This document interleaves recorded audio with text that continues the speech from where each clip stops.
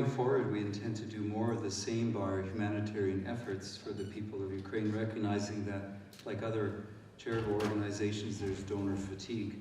Yet the war rages on and the need continues to be great. A major area of focus for our ongoing efforts are in the area of supporting children, youth, and young families. I was in Ukraine this past July when the Okhmadets Children's Hospital in Kiev, one of the largest children's hospitals in Europe, was heavily damaged by a Russian missile attack. At the time of impact, innocent children were undergoing dialysis treatment. Children are often the most impacted victims in war, and deliberate targeting of children is unthinkable. Together with our partner, the Catholic Near East Welfare Association, we have launched a campaign to supply 10 hospitals in Ukraine with medical equipment, hygiene products, and transportation.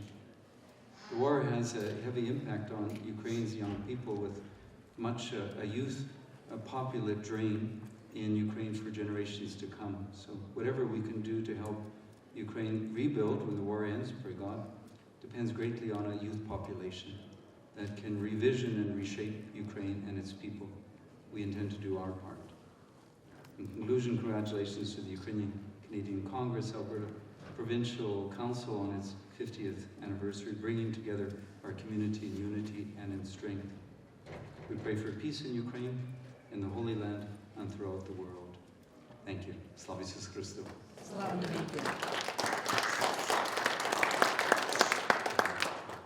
Thank you very much for your grace. Now to give Father Zubritsky just a bit of a breather, I think we might skip ahead to Olesia, if that's all right. Olesia Luciw-Andryjowycz is, I'm sure, a familiar face to all of us. She's an active community member of the Ukrainian community, has been her entire life. I've been honored to have her as myself. She is also corporate secretary and executive officer with the Canada-Ukraine Foundation, past president of the Ukrainian Canadian Congress, Alberta Provincial Council, national president, League of Ukrainian Canadian Women, and I think one of her proudest accomplishments is being sanctioned by the Kremlin. Просимо до слова.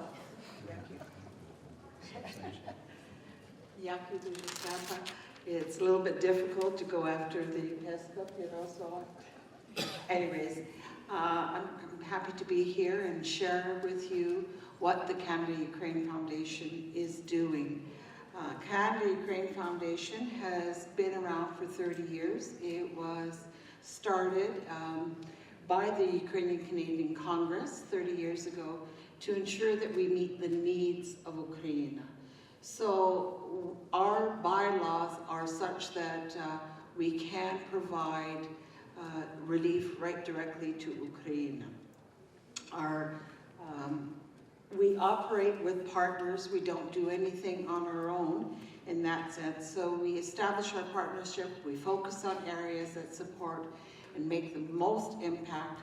We do request that applications go forward. So we ensure who we're providing funding to is a sound organization so that they have had their books cleared. We want to ensure that when we put our funds into Ukraine, that they're going to where they need to be and they're provided to the right people. We use due diligence and review. We report, and we provide oversight to what we've provided. Our partnership continues to grow. New organizations are established in Ukraine, but we look for at least 3 years so that we can review their books and we know that they are sound. We provide everything but the kitchen sink, but also we do not provide any military support. That is not covered by the Canada Revenue Agency, so we cannot provide money directly to the front line. Ukraine, as you know, it's not new. We've been at war for 2 years. 2 years ago, in December, January, we started our talks already with UCC National to see if we could partner with them and establish the Ukraine Humanitarian Assistance Program. So with that, we established the UHRC, which is the Ukrainian Canadian Humanitarian Committee. And with that committee, there's 2 representatives from UCC and 2 representatives from CUF, as well as I'm an advisor on that committee, and then we have staff on the committee as well to review applications. The war has resulted in much infrastructure damage. We've got educational buildings damaged, medical institutions. Unfortunately, we do not provide infrastructure. We zero in on Maslow's hierarchy. We look at what is needed in shelter, food, etc. We also know that Ukraine has been damaged severely with power and electricity. So you've just heard that we've had a winterization campaign. So we are providing energy and we're trying to get the children out as well as out of Ukraine. So Russia's aggression has caused all kinds of different needs. We also know that there's multiple different organizations collecting and providing to Ukraine. Our Ukrainian humanitarian appeal has reached more than 90,000 donors. We have collected and raised more than $90 million. That's including cash and in-kind donations. And this requires a lot of work to establish yourself with different organizations. We as an organization have provided more than 700,000 boxes of food. We went out and looked how much food, what kind of food can we provide, which is will meet the needs of Ukraine, their diets, that is good food, good quality. We've looked at where are our displaced people, де вони виїхали, чи вони до Польщі, чи до Німеччини, чи Молдавії. Ми також мали програми всюди. So we provided more than 2 million people with assistance. This is in Ukraine or in Europe. We have provided medical assistance. We've provided three rehabilitative hospitals for veterans. We've done 6, it says 5, but there are 6 surgical missions. We've provided 28 ambulances, 50 vacuum sealed closure wound devices, 100 life support systems, 142,000 kilograms of medicine. We work very closely with the Department of Veterans Affairs, with the Department of Medicine in Ukraine, що їм потрібно. And we go through the list, because at the same time of going through the list, you'll hear that World Congress will say that they've provided something as well. We don't want to duplicate. We have partners on the ground. We also have partners in other organizations. So we hear, so we want to make sure that we're not duplicating. We have established, this is yet in 2014, Canada-Ukraine Surgical Aid Program. And this aid program was established when the war broke out originally in Donetsk. And we have surgical team that's from across Canada. We have surgeons and emergency physicians from Edmonton, from Calgary, from Winnipeg, from Toronto that go. It's been led by Dr. Luciw-Andryjowycz, and we've had 7 missions in Ukraine until the war, and now we're just finished our 6th mission. I wrote 7 because we're already discussing where is the 7th mission going to be. Is it going to go back into Ukraine? Is it going to go forward and stay in Poland? To do 1 mission costs at least $600,000 because we send 60 staff or 60 volunteers. They're not staff. Volunteer physicians, volunteer nurses to the mission itself. And we communicate then with the Polish hospitals. Just recently, Dr. Antonician with Sunnybrook Hospital has gone to Luciw and has done some surgery on oral maxillofacial. We are providing mental health support. Mental health is going to be ongoing. Ukraine is crippled. Post-traumatic stress is very large. It's in children, mothers, veterans, everywhere. We have a mental health program ongoing everywhere. Emergency shelter, we've helped with 13 temporary shelters. We've provided 4,400 beds, mattresses and bedding. We're providing new bedding, new mattresses, new stoves. With this new campaign, we're already looking at where those stoves are going to go. We have stoves going to the front, to the seniors that have decided not to leave, but their homes have been damaged. They've taken care of the boarding and protecting themselves for winter, but they need a stove to keep warm to cook on. We provide more than 10,000 blankets, and that's only going to grow. Our services are humanitarian demining.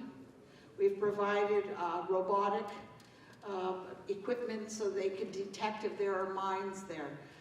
Things that we never thought we would do.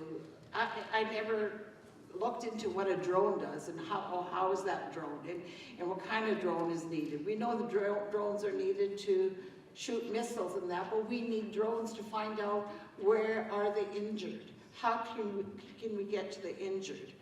So we do have life-saving drones out there too. We provide, when the Cahoka Dam broke, we provided rescue boats. We provided water pumps. We provided storage tanks for water. We provided a company, Operators Without Borders, for water to go and so the Ukrainci znali šta voda je čista, че ви не можете пити ту воду. So it was water testing equipment, but not just the equipment, but how do they know to use this equipment? So education. We provided gloves. The military, not the military, but the firefighters started calling out for, we need gloves, we need gloves. So we bought Kevlar gloves for the firefighters and for the police so they could remove rubble. We've provided support to the vulnerable. We have provided support for long-term projects, humanitarian dividing mental health. Just going to go through to displaced persons in Canada. We have provided assistance here in Alberta. We know that there's more than 600,000 or 6 million that fled. Many arrived here in Canada. We've done, we've collected donations, 3 million in Canada. We provided aid there. You'll see here, we provided aid for UCC Alberta to make sure they could welcome and orientate everybody to Canada. We provided aid to the Free Store. We worked very closely with Dennis Scraba and his team at Amigos. We've provided food throughout Canada. We provided food vouchers. We provided clothing. We provided community supports, education, psychological supports here in Canada as well. We've got now CUF has gone further, and we're working with Save Ukraine to bring the kids home. Each child that has been taken to Russia, it costs more than $10,000 to bring him home, or bring her home, and and that's why we're doing a lot of campaigning. People, you know, are giving here and there. Where can they give? They need to put food on their own tables. So we're also working with Ahmadit. We've raised more than $1 million for Ahmadit, but the money is not going directly to Ahmadit. We're now working with them where's the best way to go, because there too, their foundation was doing different things. So we are working with the right people, trying to make sure the needs are met. Our challenges will continue. You see that we are doing a fair bit to raise money. We are going dollar to dollar, you know, paycheck to paycheck. When we meet on Thursdays, we say, okay, how much money do we have? How much we raised? What are the needs? And we prioritize. And I'm sorry if some of you have given applications and we haven't met your applications, but we need to prioritize as well. The needs in Ukraine are immense. The needs in Canada for the displaced are immense. Дякую.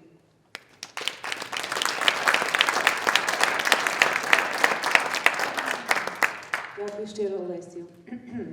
Perhaps if Father Cornell is feeling ready, we'll move to him third. So Archpriest Father Cornell Zubritsky is the Dean of the Ukrainian Orthodox Cathedral of St. John the Baptist, pastoring a community of approximately 300 faithful and presently a substantial number of newly arrived Ukrainian nationals who have made the cathedral their spiritual home. In 2025, Father Cornell will mark 25 years of service in the Ukrainian Orthodox Church of Canada, which includes, in addition to parish ministry in Manitoba and Alberta, a decade of service in the Church's national office, in executive roles on the Consistory National Board, the Church's Seminary Board, and is currently the first Vice Chair of the Western Eparchy Council. Father Zubritsky. Дякую. So I should just explain why I ran in here late. This is how we are adjusting in the churches to the needs of Ukrainian nationals now living in Edmonton. I sang Novaya Yita for a wedding I did about 5 minutes before I arrived here because, as you know, the Orthodox Church switched to the new calendar last year, and somewhere last week they just realized that Advent starts not on the 28th of November, but on the 15th, and so they wanted to get married before Rizdvo. So I apologize for the lateness. I want to, I'm at a bit of a disadvantage not hearing Vladika David's valuable insights, but I may be overlapping with what you've said, but nevertheless, from our perspective from the Ukrainian Orthodox community here in Edmonton, more specifically physically at St. John's Cathedral, and I'll get into that, why St. John's Cathedral in particular. I will sort of frame my comments under the categories of compassion, pragmatism, and collaboration. So our humanitarian work, and there's a little bit of a different understanding of humanitarian work, I think, in the church that's specific to our work beyond what we do to help the secular community, and that kind of work actually began on February 23rd, 2022.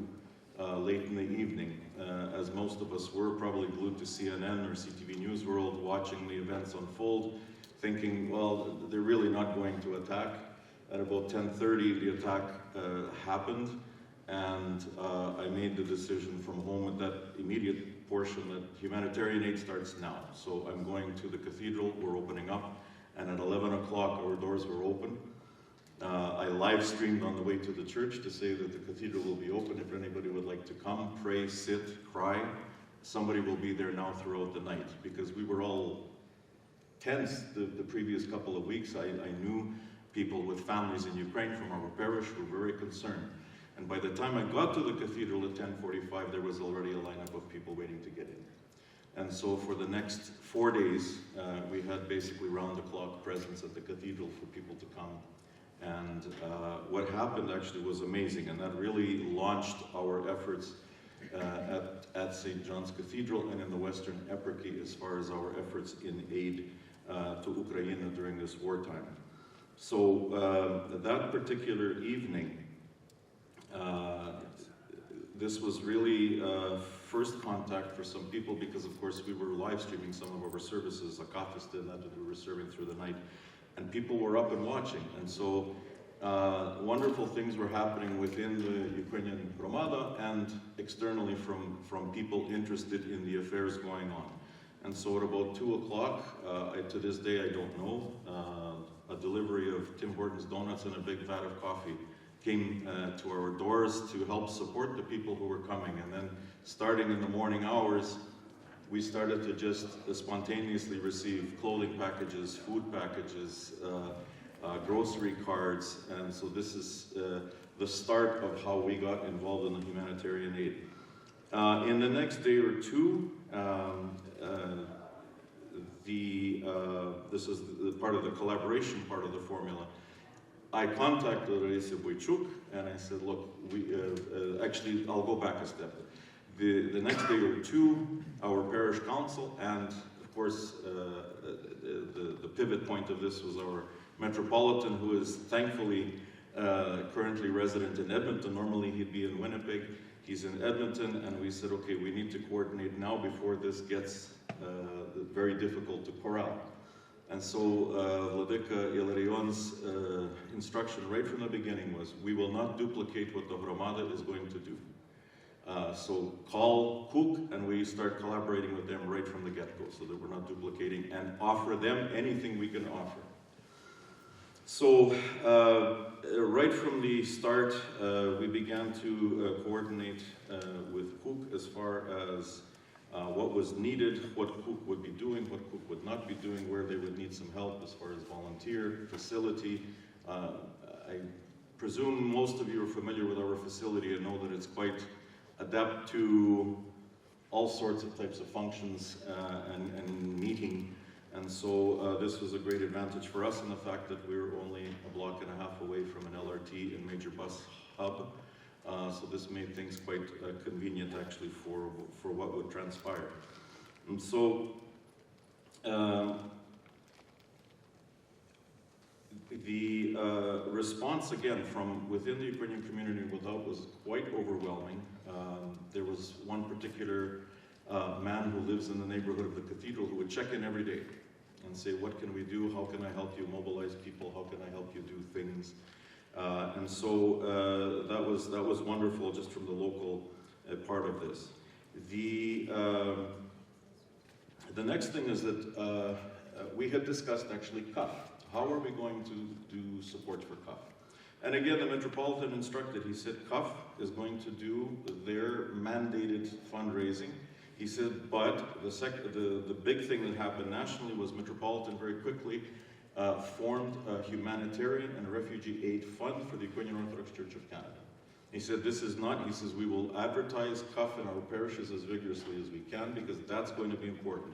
We can't as a church, we shouldn't collect money for arms, we shouldn't collect money for other things. We can collect for very specific humanitarian pieces that are required in Ukraine, and we will concentrate on help for refugees once they start coming to Canada because we know they're going to come.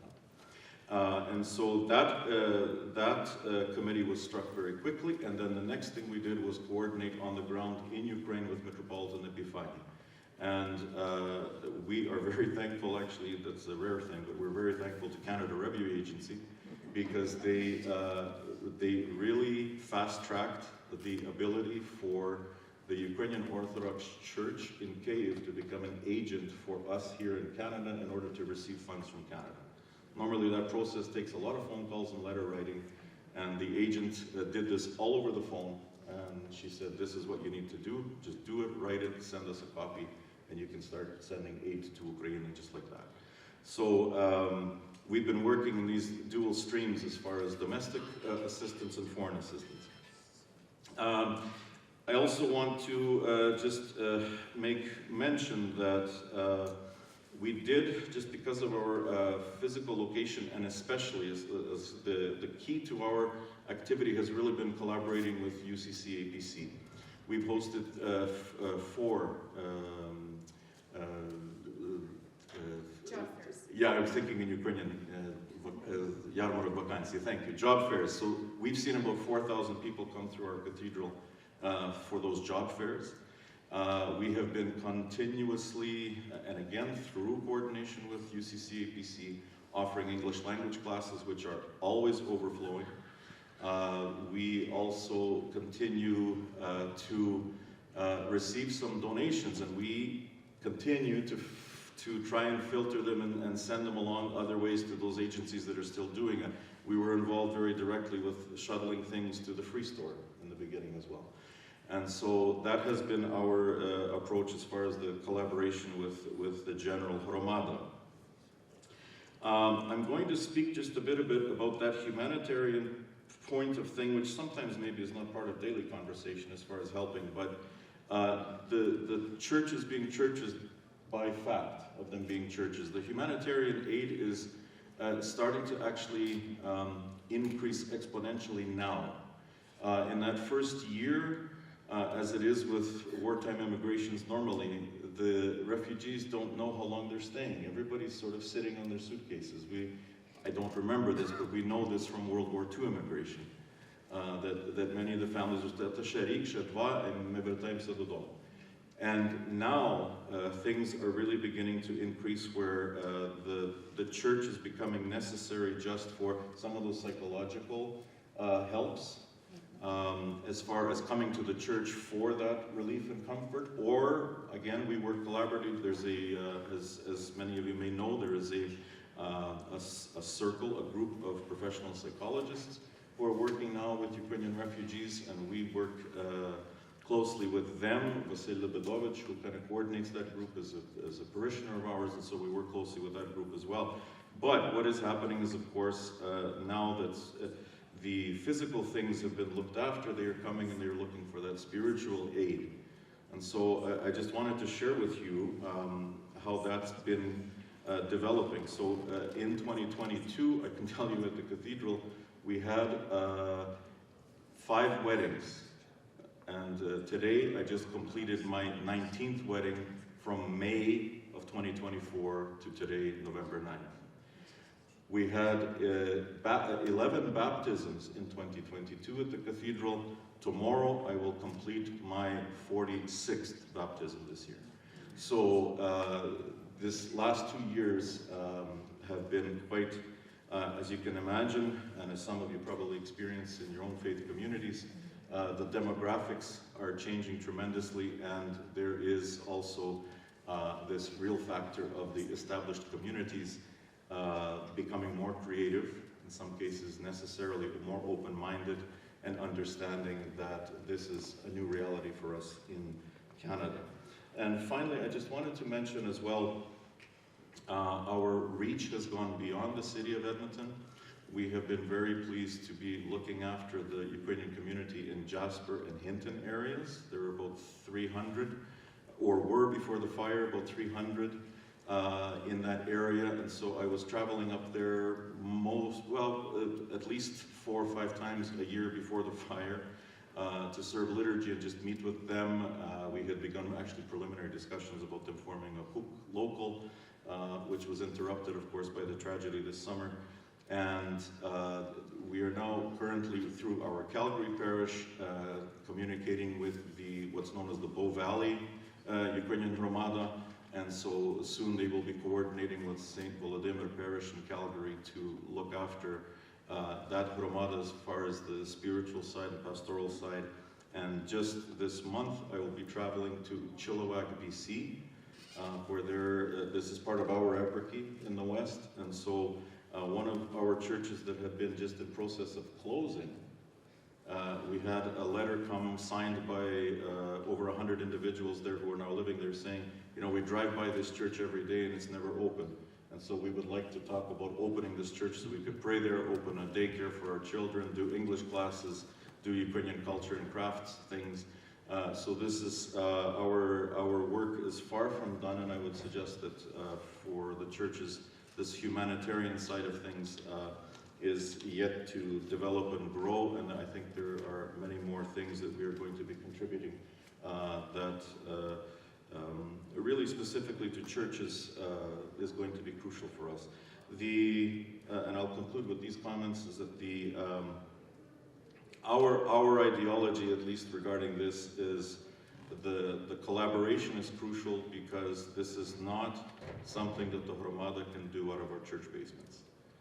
This has to be elevated to a professional level as possible, and where is logical, that, again, I repeat, not to duplicate efforts, but to be another institution within the larger Ukrainian Hromada that contributes to coordinated professional efforts of the Hromada itself. So this was a challenge for a priest to do in 8 minutes, but thank you.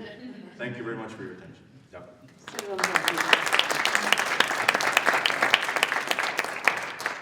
Це тепер дуже велика честь представити нашого наступного представника світового конгресу українців. Це віце-президент по Північній Європі Роман Mykytenko. Він, на жаль, не може нас відвідати тут в Едмонтоні, але через Zoom ми можемо від нього почути. Він допомагає з розвитком гуманітарного напрямку в СКУ.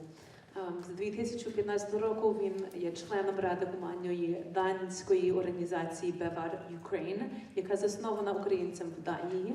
Основні напрямки в діяльності в гуманітарному напрямку – це підтримка українських біженців за межами України, підтримка медичних закладів в Україні, підтримка освітніх закладів та освітніх програм в Україні, підтримка енергетичної мережі, підтримка українських військових, які проходять лікування за кордоном, і залучення коштів для гуманітарних проєктів в Україні. Просимо вас, пане Mykytenko, до слова.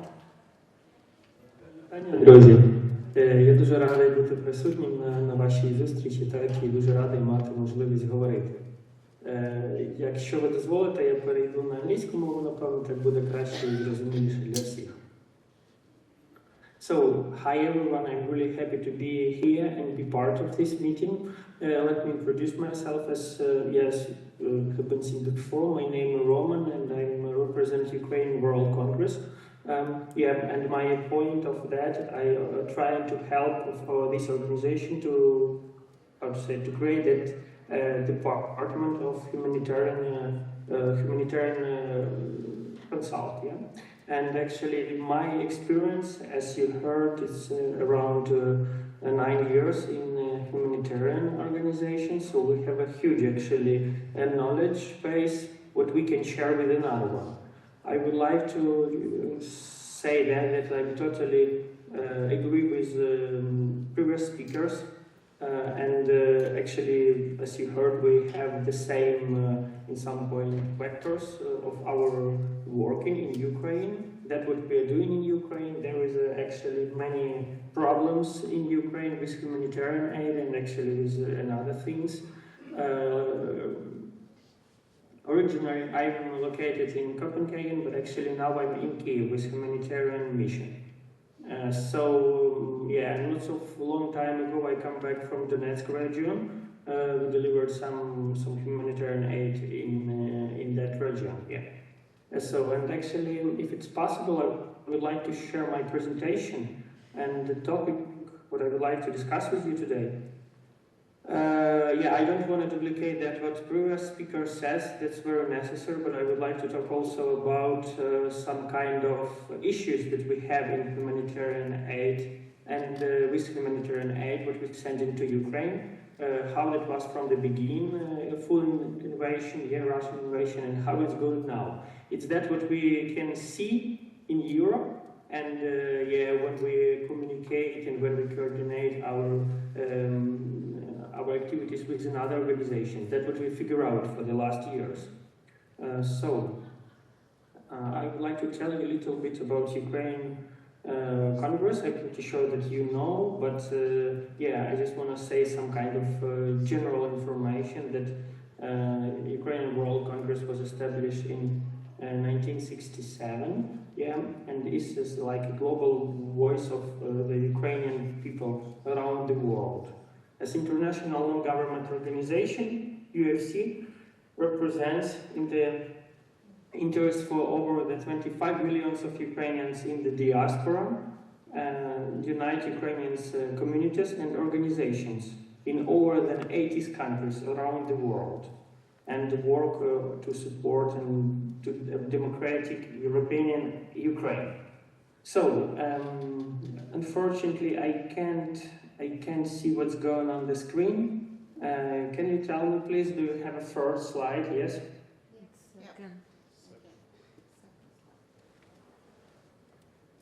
Yes, we do.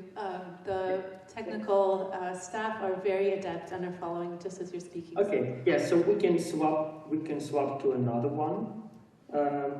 And as I said, actually the topic what I would like to discuss, that's what in some points share the experience that we got for all that long years of humanitarian support for Ukraine.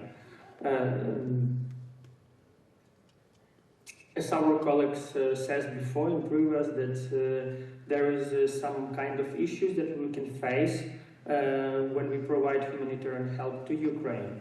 And that what we figure out in North Europe and also in other regions, that from the beginning, 2022, that was a lot of humanitarian aid that people want to send to Ukraine.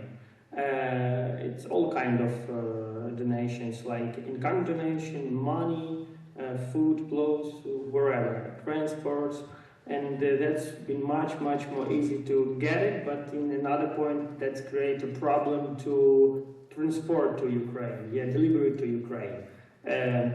As I said, in our huge link, network link all over the world, all organizations that we working together, they quite different. Some of them large, some of them not that large, some of them very skilled, some of them not that skilled, and actually that bring us understanding that when organizations not that well known about what they do and how they do, it brings in some point more troubles with delivery of humanitarian help and with understanding how to send to Ukraine. So that's what we can see now. It's like challenges that become main, and that's what could bring better results for Ukraine and also for organizations who is doing humanitarian support for Ukraine. So that's that what in our experience is fragmentation of humanitarian efforts. That's actually a big problem what we can face in different countries and in different places. Duplication of the work and lack of coordination between organizations. That also some of the speakers mentioned that problem, but that's true. It brings some kind of issues on the ground when you deliver that humanitarian help, after when you need to receive reports from Ukrainian organizations. And that's that should be solved somehow. What will bring better coordination? If we will create in some point better coordination between organizations, that will bring much more better communication, coordination, as I said before, and that will bring more efforts for our final receiver. I mean Ukrainian people in Ukraine who is actually really need that support. If it's possible, can you please swap a slide for another one? Yep, we've got poszuk відгуків та участі. So, sorry. Can you, скажіть, будь ласка, який слайд ви зараз бачите?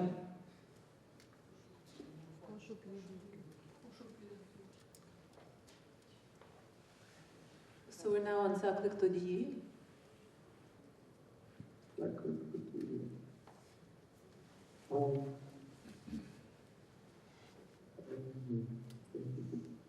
Can you start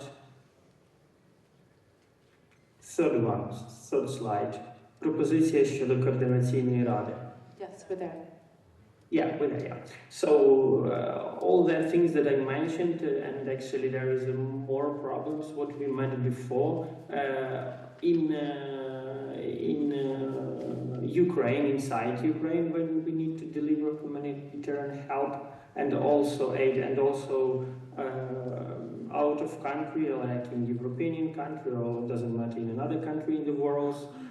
We figure out that one of the main things that we can do and what need to do is trying to create some kind of platform or some kind of coordination council to be more better, as I said, in coordination and in communication between organizations out of country, out of Ukraine, and also inside Ukraine. So for that moment, the main things that we think for our meaning could be helpful in Ukraine, and not only in Ukraine, but also for NGOs in another country, that's like create that kind of council, coordination council, between diaspora organizations that doing humanitarian help for Ukraine. And the purpose of creation of that, it will bring more efforts, this will optimize and create new perspective for the work for Ukrainian organization. As I mentioned before, some of organizations not that experienced, and some of them do not understand some things how it work in Ukraine. So that will bring more efforts and will create another circle of effective work. Also, that's quite necessary to have a dialogue between Ukrainian organizations and also European or wherever American organization, Canadian organizations, to have a right list of needs and right feelings of that what's going on in Ukrainian part. Because as I mentioned before, and quite often in Ukraine, I can see that sometimes we can get wrong information about the need. So that's quite necessary to have tight partners in Ukraine that can share and help for our organization to make a quick response for the needs what goes around in our country, I mean in Ukraine. So what Mykytenko, I just wanted to mention, just for time, and we're running a little bit late today, but I believe we have about just a couple more minutes left, right? Yeah, okay. Thank you. So as I said before, that would be nice to create some kind of coordination council, and now we're thinking about that. We are open for discussion. We just that's on the creation phase, and we wanna join another organizations for that. We would like to discuss with huge amount of humanitarian organization to understand how that would be better for all of us, because the purpose of that very very huge, and we feel that it's really need for the moment. Could be nice if we will swap to another one. Which, can you tell me please which slide you can see now? This is пошук відгуків та участі. Yeah, so it's that what I said for almost organizations, humanitarian organizations, quite necessary to have some kind of feedback from final receiver and have nice and clear picture of needs. So we would like to have feedback from both of sides, from that people who bring humanitarian help and from that people who receive humanitarian help. And I think it would be like a key thing for creating that coordination council. So what could be necessary things and main tasks for that coordination council? That could be like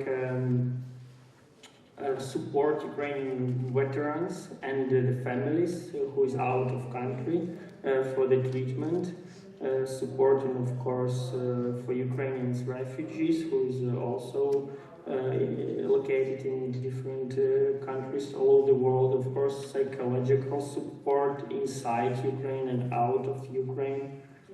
That could be rebuilding Ukraine and renovation Ukraine, because we have a huge problem with housing and with buildings and with all infrastructure all over our country. And Russians, unfortunately, they still destroy it every day. So in future we will get an even worse situation. And of course, one of the main things what needed for many of organizations, that's supporting and sharing knowledge how to raise money for projects. Because in some cases we can see that there is a lot of active people, a lot of volunteers, a lot of actually things, projects, what they do, but when they run out of money, of course, that activity is broken down. And in general, of course, it's bringing a huge problem for Ukraine, because amount of humanitarian help would actually send in from all the world to Ukraine, amazing actually. So we should continue do that, and we need to join our forces in all ways, in some kind of database, some kind of coordination, communication, be joined and be more stronger than we are for this moment. Stephania Mykytenko, we're almost out of time, so if you could wrap it up, let's say with just a sentence or two, we still need to have a little bit of time for audience questions. Yes, thank you very much. It's actually it's main of my point that I would like to tell you. And like put our focus on, of course, about that what we are doing. All of us we are doing a lot of things for Ukraine, but also to bring a topic on the table, what we can do, how we can become better, and how we can become more effective. Yeah, thank you. Thank you very much. So we have about 10 minutes left. Are there any questions from the audience?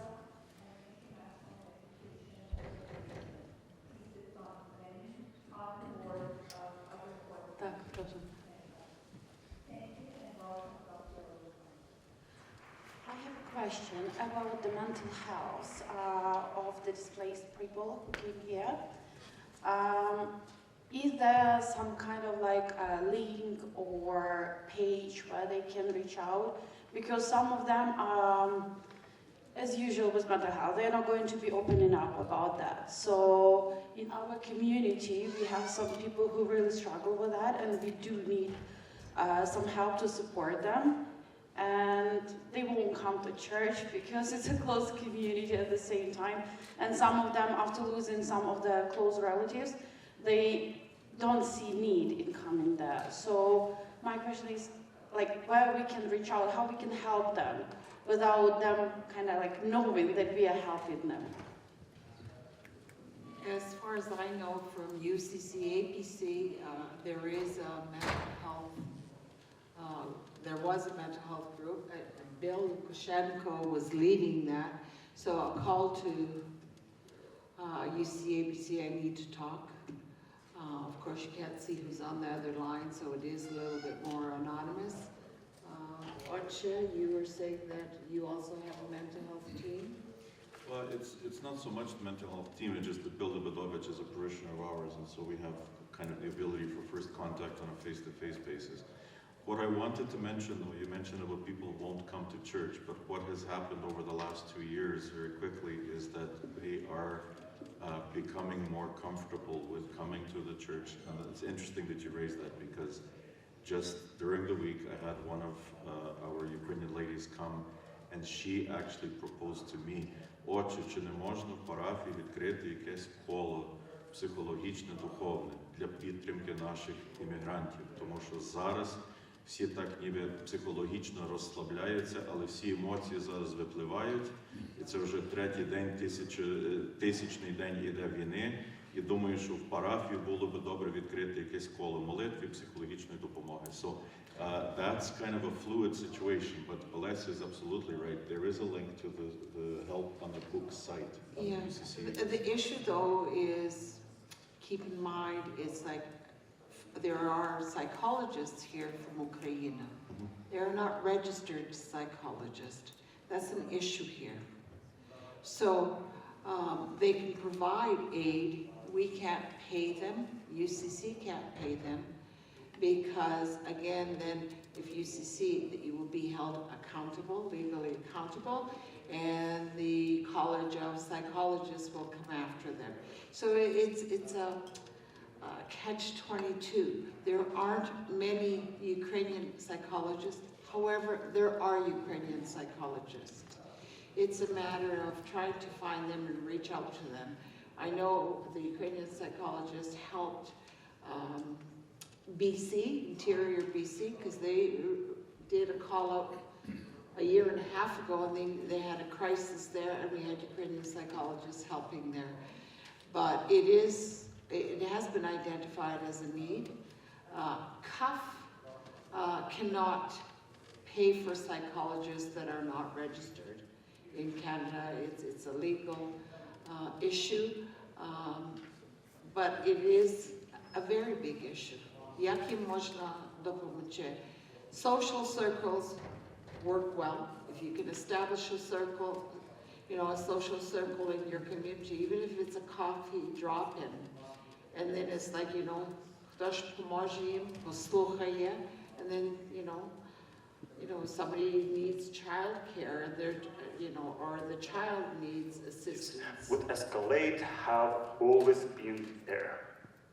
Russian propaganda has expanded. No. Maybe I could just add two quick things. Is this the Ukrainian bilingual schools is another source of support. There's over 1,000 students. By far the majority of those are from Ukraine. And it's just the resources that are provided for them and for their families. The other is, again, of course, we're both churchy, so the church really is a beautiful center of psychological support, one for another. And you wouldn't think that this would be huge, but the simple provision of coffee after church, because one ministers one to another. It's not so much, what can we do and what we can say in these difficult times, but they minister to each other because they understand what they're going through. And so just providing that space for them to come together and to talk and to support each other is huge. Thank you so much. Do we have one more question?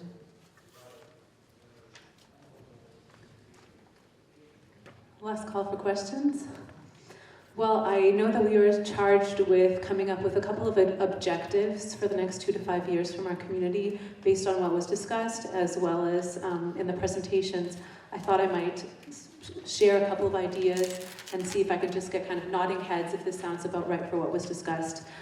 We had youth, children, and young families as they're the future of Ukraine. Mental health support for those in Ukraine and who have come here. Support for veterans and their families. Transitioning to support for those families who have decided to put down roots in Alberta, and the spiritual aid, of course, that comes with that, and of course not duplicating efforts, so that within the ecosystem of grassroots, established organizations and government, we're filling the gaps where they exist based on the resources and who can most effectively provide that support to those in need. Does that sound about right? Okay, excellent, fantastic. Thank you so much for our wonderful our speakers. Thank you to everyone here. I know it's been a long day. Дякую вам щиро і до зустрічі.